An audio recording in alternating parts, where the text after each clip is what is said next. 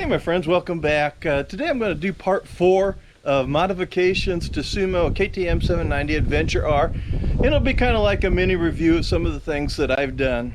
So I'm going to start out with the SW-Motech GPS Mount. I think that's the great place to start. KTM has a specific location on the 790 Adventure R and the S version also, of where a GPS mount could be attached to.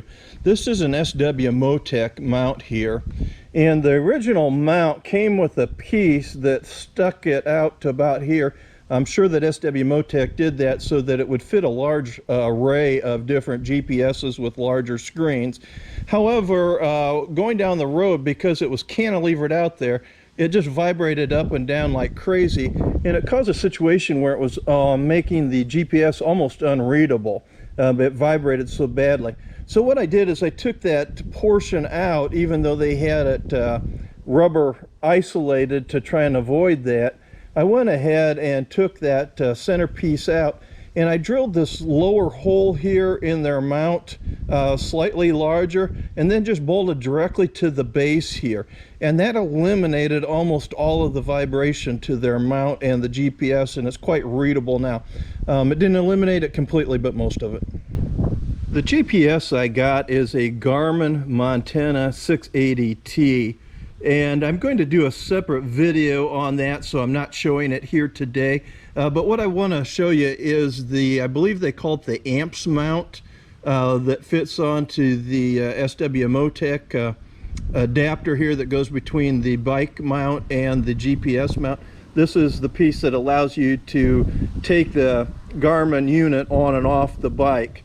And what's unique I did about this is, and this is a real helpful tip here for anybody that wants to put a GPS on the KTM 790 Adventure R, is that the bike has 2 locations of which you can hook auxiliary electronics up to the bike. One of them is inside this headlight assembly here, and the other one is underneath the seat. And here is the cord for the amp mount here, and I chose to go ahead and hook that up underneath the seat instead of this headlight assembly here and dash assembly. And the rationale behind that was that if I for some reason have a connection failure or something where my GPS quits working, it's going to be a lot easier for me to troubleshoot it by removing the seat than it is the whole disassembly of the headlight assembly. And it does allow you to go ahead and hook it up to an ignition system, and I give kudos to KTM for designing that, and that they have tag-in wiring that you can hook into for extra electronics that are right on the ignition system, so the unit turns itself on and off with the ignition key. Great feature, and I highly suggest it. I've seen a lot of videos out there where people hook it up into the headlight assembly. As long as those connections never cause you any problem, that'll be all right. But if you have to troubleshoot, it's a whole lot easier to pull the seat off and troubleshoot the connections right there where you can easily get at them than if it's buried inside the headlight assembly. And obviously this amp mount from Garmin has a wiring harness that's long enough that allows you to run from up here at the dash all the way to the back of the rear seat for the connection. Wise on their part to give you enough wiring to get it back there. Good job, Garmin. Another custom item that Roy built for both our bikes is this assembly right here on the back of the muffler. After a lot of research, I discovered that the stock muffler does not have, to the best of my knowledge, a spark arrestor in it. And if you go through any national forests or other locations, there's a lot of time rules that you have to have a spark arrestor on your motorcycle if you're off the paved roads. Like if you're trail riding, spark arrestor is a must.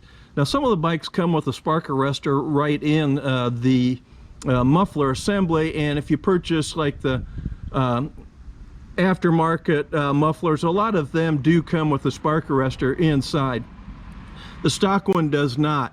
But instead of spending $300 for a different muffler system, we decided just to do some modification to this one. And what we did is we bought this little spark arrestor that's in something that can be insert.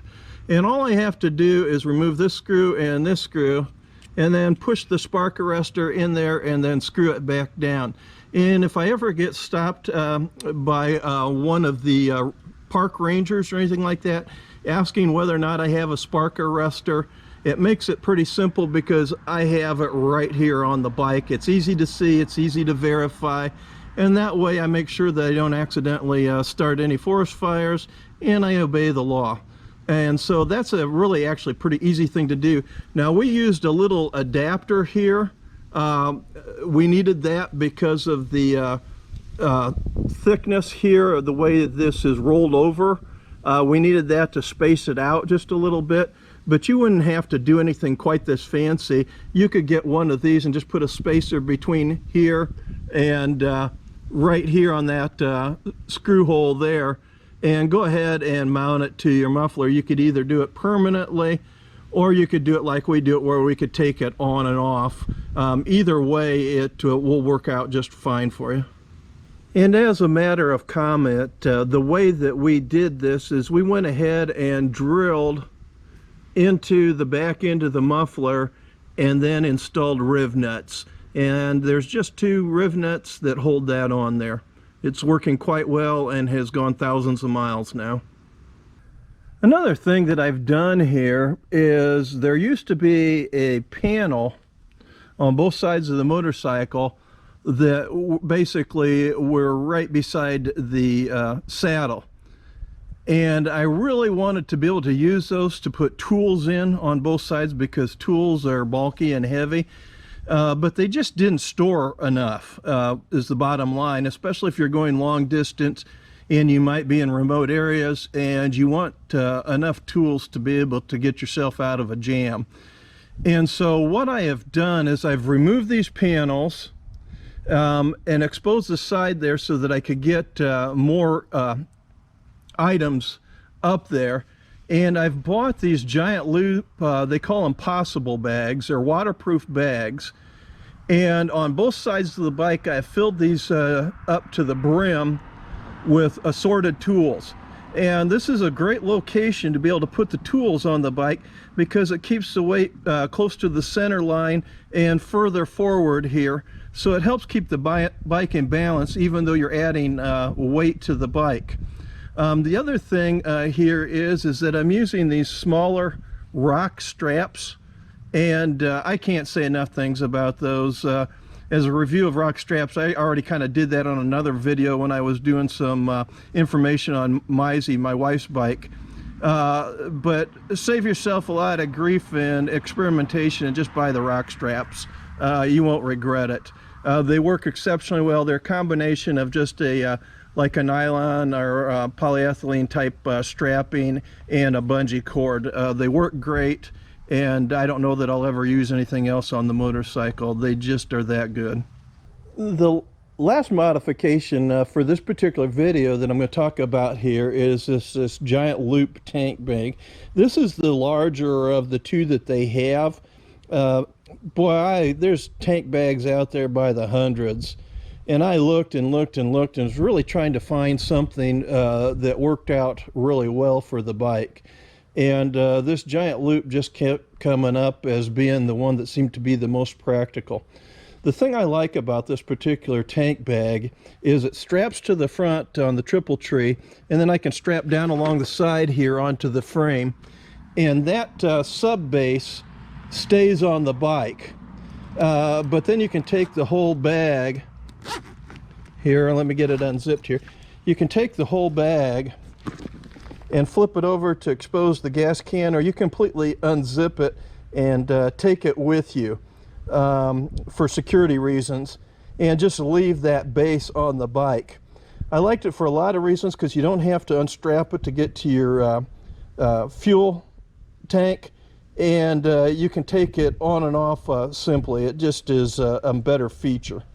Because the giant loop tank bag is attached in 3 locations, each side and up front, it makes it really secure also. It doesn't flop around like other tank bags might do if they're just magnetic mounted or single mounted to the top of the tank.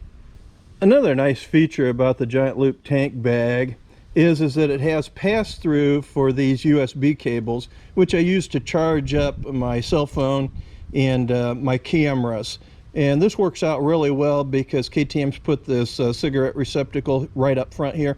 Makes it real simple to plug and unplug if it's raining or if you need to take the bag off the bike. It's just a great setup and works quite well. And it does keep your phone and cameras charged up quite well. I have absolutely no complaints about the Giant Loop tank bag here that they've developed. It's wonderful. The only thing I wish is I wish they had made it, now that I'm carrying all this gear on the bike, I wish they'd make one more size slightly larger and have 3 sizes available. If they made a larger tank bag, I would go out and buy it immediately. That would just work out great for me. I'm ending up carrying more stuff up front here because of cameras and other gear that I want to be able to keep close at hand, and a slightly larger bag would work even better for me, and it wouldn't make any difference as far as being in the way if it was slightly taller. So it would be great if Giant Loop sees this and considers making a tank bag that's slightly larger. Well, hopefully you found this video informative and helps you out a little bit in how you can prepare for long distance motorcycle traveling. If you like this video, please give it the big thumbs up. Hey, and don't forget to share this information with other people that have bikes that might be interested in traveling. They may find it informative too. And if you really like this thing, hit that subscribe button because that helps us out. Take care.